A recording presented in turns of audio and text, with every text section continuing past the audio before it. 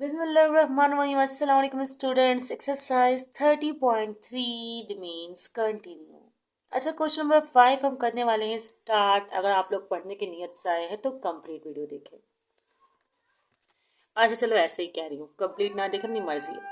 देखिए भाई, अब आपको करना ये है कि अब देखिए, पहले तो मैं आपको बता दूं ट्रिग्नोमेट्रिक रेशो होते क्या है। वैसे मैंने प्रीवियस वीडियो में बताया है, लेकिन अगर वो देखी होगी आपने तो इजी नहीं देखी होगी तो अभी कोई मसले की बात नहीं है। पहले तो हम जिक्र कर लेते हैं राइट एंगल ट्राइंगल का, बिकॉज ट्रिग्नोमेट्रिक रेशो की एप्लीकेशन ही होती है राइट एंगल ट्राइंगल पर। तो मैं बनाकर दिखाती हूँ आपको राइट एंगल ट्राइंगल। देखें, ऐसा ट्राइंगल जिसमें एक एंगल 90 डिग्री का हो उसे बोलते हैं राइट एंगल ट्राइंगल। ओके जान, ये ट्राइंगल कैसा बनाया है मैंने। खैर, इसको थोड़ा सा और डार्क कर लेते हैं ताकि ये नज़र आए, फिर विजिबल नहीं होता। और मार्कर से मुझसे नहीं बनता भाई, इसमें ट्राइंगल में क्या कर। अच्छा जी, ये हो गया, बन जाता है, चलें वो भी। अच्छा, 90 डिग्री ये वाला एंगल कहलाएगा। इसका जो 90 डिग्री आपने ये वाला एंगल बनाया है, तो ये एंगल यहाँ पर कोई ना कोई एंगल तो होगा और यहाँ पर भी कोई ना कोई एंगल तो होगा। लेकिन फिलहाल अभी इस एंगल की बात करते हैं और इसे कह देते हैं हम बेस। तो ये तो हो गया बेस। और जो 90 डिग्री का एंगल बना रहा होता है ना, उसको बोलते हैं परपेंडिकुलर। और परपेंडिकुलर के बिल्कुल सामने अपोजिट जो एंगल होता है उसे बोलते हैं हाइपोटेन्यूज। ये सबसे बड़ी साइड भी जो होती है वो हमारी हाइपोटेन्यूज ही होती है। ठीक है, तो ये हो गया 90 डिग्री देख हुई बेस परपेंडिकुलर हाइपोटेन्यूज। इसको बोलते हैं राइट एंगल ट्राइंगल। 23.1 में भी हम ऐसे क्वेश्चंस कर चुके हैं और 24 में भी हमने ऐसे क्वेश्चंस किए हुए होंगे। ठीक है, अच्छा देखें, अब आपको ट्रिग्नोमेट्रिक रेशो के बारे में बात करनी है कि वो क्या होते हैं ट्रिग्नोमेट्रिक रेशो। तो आपके सामने एक चार्ट आ गया होगा जिसमें लिखा हुआ है कि साइन थीटा बराबर होता है परपेंडिकुलर पर हाइपोटेन्यूज के। नहीं लिखा हुआ? अच्छा चले मैं लिख देती हूँ। देखिए, साइन थीटा बराबर होता है परपेंडिकुलर अपॉन हाइपोटेन्यूज के, मतलब परपेंडिकुलर अपॉन हाइपोटेन्यूज। सही है। इसके भी याद करने की भी सिंपल से जो ना फोनिक्स होते हैं वो मैं आपको अभी बता दूंगी। अच्छा, कॉस थीटा बराबर होता है बेस अपॉन हाइपोटेन्यूज के। ओके, और इसके बाद है टैन थीटा। अच्छा, टैन थीटा जो ना एक्चुअली बराबर होता है कॉस साइन अपॉन कॉस की। ये इसकी मेन रिप्रेजेंटेशन है, साइन थीटा कॉस थीटा। लेकिन इसकी मेन रिप्रेजेंटेशन से हटकर इसको हम इससे अगर रिप्रेजेंट करें तो हम क्या करेंगे कि साइन थीटा की जगह लिख देंगे यही परपेंडिकुलर अपॉन हाइपोटेन्यूज, और कॉस थीटा की जगह लिख देंगे बेस अपॉन हाइपोटेन्यूज। और आपको पता है कि डिनोमिनेटर से डिनोमिनेटर को कर सकते हैं कैंसिल, या डिवाइड से मल्टीप्लाई वाले रूल में आके कैंसिल कर सकते हैं। तो ये बराबर हो गया परपेंडिकुलर अपॉन बेस के, जैसा कि मैंने आपको लिखकर दिखा दिया। अब जरा जान लेते हैं इनके रेसिप्रोकल के बारे में। साइन का जो रेसिप्रोकल होता है, जैसे कि मैंने आपको लास्ट टाइम बताया था कि साइन का रेसिप्रोकल होता है कॉस सेक। सही है? तो मैं लिख रही हूँ कॉस सेकेंड, कॉसिकेंड भी बोलते हैं इसे, लेकिन चलो cosec theta is equal to hypotenuse upon perpendicular. आजकल सर्दी कुछ ज़्यादा है और इस रूम में और भी ज़्यादा है। खैर, चलता है। cosec theta is equal to hypotenuse upon perpendicular, और sec theta is equal to hypotenuse upon base। अच्छा, sec theta क्या है? cos theta का रेसिप्रोकल। अब एक और बात, tan का भी तो कोई रेसिप्रोकल होगा, तो tan का रेसिप्रोकल होता है cot, जिसको मैं यहाँ लिख रही हूँ। और cot किसके बराबर होगा? cot बराबर होगा इस बेस अपॉन, जैसे इसको आपने रेसिप्रोकल कर दिया, इसी तरह आपको इसको भी रेसिप्रोकल करना होगा। तो बेस अपॉन परपेंडिकुलर। तो ये होते हैं ट्रिग्नोमेट्रिक रेशो 6। तो इस क्वेश्चन में यही रेशोस का होगा इस्तेमाल और होंगे सॉल्व। सिंपल सी है बात। चलें अब क्वेश्चन करते हैं स्टार्ट। बिल्कुल वही क्वेश्चन जो कि हमें गिवन है। चलो मैं इस क्वेश्चन की बात करते हैं। पहले तो मैं बना देती हूँ दो लाइंस। अच्छा, दो लाइंस बनाने के बाद मैं आपको बता दूं कि क्वाड्रेंट्स किस तरह होते हैं। बताना क्या कि आप लोग देखते हुए आए कि ये आपको बेटा जीरो है, और इसको आप साथ ही साथ जीरो के साथ क्या कह सकते हैं। एक मिनट, हमें ये भी चेक करना पड़ेगा क्लॉकवाइज है या एंटी क्लॉकवाइज है। खैर अभी ये चेक करने की जरूरत नहीं है, चल जाएगा ये ना। अच्छा, इसको आप कह सकते हैं जीरो। ठीक है, यहाँ पर आपको बोलना पड़ेगा पाई/2, जैसा कि मैं सिखा चुकी हूँ प्रीवियस, लेकिन इस क्वेश्चन के बताना जरूरी है। और यहाँ पर आपको कहना पड़ेगा पाई और यहाँ पर होगा 3π/2 अगर ये क्या है, ये कहां चल रही है, क्लॉकवाइज के लिए, ठीक है, एंटी क्लॉकवाइज के लिए नहीं, 3π/2। ओके, अच्छा आप क्या करना है, ये 3π/2 है, ये कंप्लीट यहाँ से स्टार्ट होके वापसी यहाँ पे जब कंप्लीट आएगा तो 2π अपना मुकम्मल कर लेगा। ओके ओके, अब आपको क्या करना है, आपको एक क्वाड्रेंट ड्रॉ करना है। जैसे कि फॉर एग्जांपल आपका क्वाड्रेंट कहाँ लाई कर रहा है, सवाल को देखें, कह रहे हैं कि पाई से ये वाला जो क्वाड्रेंट है ना वो छोटा है और π/2 से बड़ा है, मतलब π/2 से बड़ा है तो यहाँ और पाई से छोटा है तो यहाँ, मतलब कि थर्ड क्वाड्रेंट में लाई कर रहा हो, सेकंड क्वाड्रेंट में लाई कर रहा होगा, क्योंकि आपको पता है कि क्वाड्रेंट फर्स्ट है, प्रीवियस वीडियो मैंने डिटेल से समझाया है, और ये वाला जो क्वाड्रेंट है वो सेकंड क्वाड्रेंट है। इसी तरह ये थर्ड और ये फोर्थ क्वाड्रेंट है। फिलहाल चले लिख देती हूँ, चलो ये थर्ड क्वाड्रेंट है और ये फोर्थ क्वाड्रेंट है। ओके, अच्छा क्वाड्रेंट की कान तो हो गई।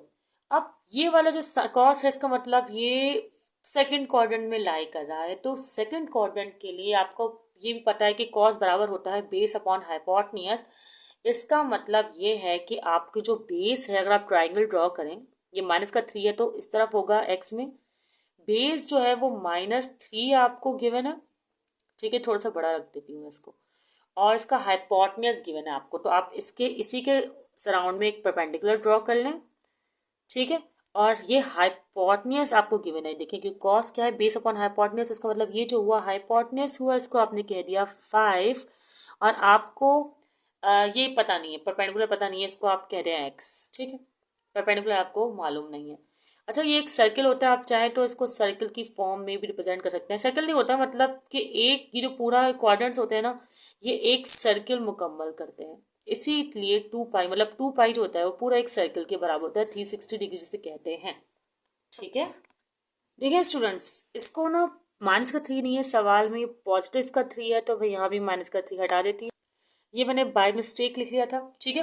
अच्छा यहाँ पर ना आप ये सपोज कर लें कि यहाँ पर इसको जो भी है ना ये y निकालना है, y कंसिडर करना है। अगर आप पाइथागोरस थ्योरम से भी सॉल्व करेंगे तब भी y, और अगर आप जो भी मेथड मैं करवाने वाली हूँ उससे सॉल्व करेंगे आइडेंटिटी लगाकर तब भी y। अब सॉल्व करना कैसे है, सवाल ये पैदा होता है। देखिए भाई, आपको ये जानना है कि कॉस थीटा जो है, इस वक्त आपको कॉस थीटा को सपोज कर लेना है कि वो एक्स के बराबर है, ठीक है। अब कॉस थीटा अगर एक्स के बराबर है, इसको ये सपोज करना है आपको, और साइन थीटा को आपने सपोज करना है कि वाई के बराबर है, ठीक है। और आपको अभी कॉस थीटा गिवन है 3/2, तो इसका मतलब एक्स आपको गिवन है जो कि है 3/2, और आपको वाई मालूम करना पड़ेगा। वाई क्यों मालूम करना पड़ेगा, देखिए जो आपको रेशोज मालूम करने हैं, उस रेशो में अगर मैं आपको दिखाऊं, जैसे ये रेशो है, आपको मालूम करना है साइन थीटा, तो चले मैं वाई मालूम करूंगी, साइन थीटा खुद ब खुद आ जाएगा। इस तरह कॉस तो मालूम है हमें, कॉसेक क्या करना होगा, 1 रेसिप्रोकल करना होगा, सेक को भी रेसिप्रोकल करना होगा, वो मैं आपको हैंड टू हैंड बताती रहूंगी, बहुत आसान से ट्रिग्नोमेट्रिक रेशो सबके सब निकल जाएंगे। अच्छा जो मैंने ये आपको बताया ना हाइपोटेन्यूज बेस, ये आपकी इन्फॉर्मेशन के लिए बताया है, इसको भी यहाँ पर यूज़ किया जा सकता था, लेकिन एग्जाम्पल में इस तरीके से करवाया गया है तो मुझे भी इसी तरीके से ही करवाना पड़ेगा। वैसे ज़रूरी नहीं है, लेकिन बच्चों का एक माइंड होता है कि भाई स्कूल में ये सब करवाया जा रहा है तो ये मेथड कैसे चेंज हो गया है, सही नहीं है, तो इसलिए बच्चों को सेटिस्फाई करने के लिए ये मेथड चूज़ किया जा रहा है, अदरवाइज पाइथागोरस थ्योरम अप्लाई करके भी किया जा सकता था। अब एक आइडेंटिटी है जिसे हम जानते हैं, आइडेंटिटी क्या है, आइडेंटिटी ये है कि sine square theta plus cos square theta is equal to 1, ठीक है। अच्छा अब sine square theta plus cos square theta is equal to 1, तो मतलब Y square plus cos X square is equal to 1। अब आपको जो मालूम करना है वो y मालूम करना है, तो वाई स्क्वायर तो एज इट इज रहेगा, एक्स स्क्वायर की वैल्यू आपको पता है कि 3/2 है, और स्क्वायर आप ऐसे ही लगा देंगे, ठीक है। तो ये आपका हो गया क्वेश्चन सही। वाई स्क्वायर फिर एज इट इज रखना है, ये जगह 3 3 9 और 2 4 से 4 कहकर यहाँ पर आपने लिख लेना है। उसके बाद ये प्लस का 9/4 इजिकल टू के उस साइड जाकर हो जाएगा नेगेटिव का 9/4। अच्छा नज़र नहीं आ रहा होगा आपको, 1 मिनट मैं शो करती हूँ, अब नज़र आ रहा होगा। ठीक है, नेगेटिव का 9/4 हो गया। अब आप इसको करेंगे एलसीएम, क्योंकि एलसीएम के बगैर तो ये सॉल्व होगा नहीं, एक फ्रैक्शन है। ठीक है, 4 1 ज़ा 4 और माइनस का 9 और 4 एज इट इज़। ठीक है, अच्छा एक और बात, 4 में से जब आप 9 को आप करेंगे, 1 मिनट मैंने गलती की है, यहाँ पर 2 नहीं है, यहाँ पर 5 है, सॉरी 5 है, 5 है और 5, तो 5 5 25 होता है। 5 5 क्या होता है 25। अब सही है, अब ज़रा ध्यान से करते हैं ताकि मिस्टेक ही ना हो। तो ये 25 हो गया। ठीक है, 25 में से आप 9 को करेंगे सब्ट्रैक्ट तो आएगा 16, तो मैं यहाँ पर लिखती हूँ।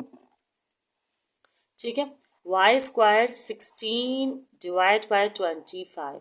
अब आपको पता है कि y को अगर आपने निकालना है तो आपको स्क्वायर रूट तो करना ही पड़ेगा, तो taking square on both side, और वर्डिंग आप मेंशन कर लीजिएगा, मैं यहाँ पर स्क्वायरिंग कर रही हूँ बोथ साइड पर, और फिर आंसर देखते हैं कि हमारा आंसर क्या आता है। सही, तो y की वैल्यू आ जाएगी 4 और ये 5, और आप इसको प्लस माइनस दोनों में रिप्रेजेंट करेंगे, जैसा कि हम स्क्वायर रूट से किसी वैल्यू को सॉल्व करने के बाद करते हैं। अच्छा, अब आपको पता था कि कॉस थीटा जो है, जो आपके वैल्यू दी हुई थी पाई और पाई/2 के दरमियान, तो हम वो मालूम कर चुके थे, वो सेकंड क्वाड्रेंट में है।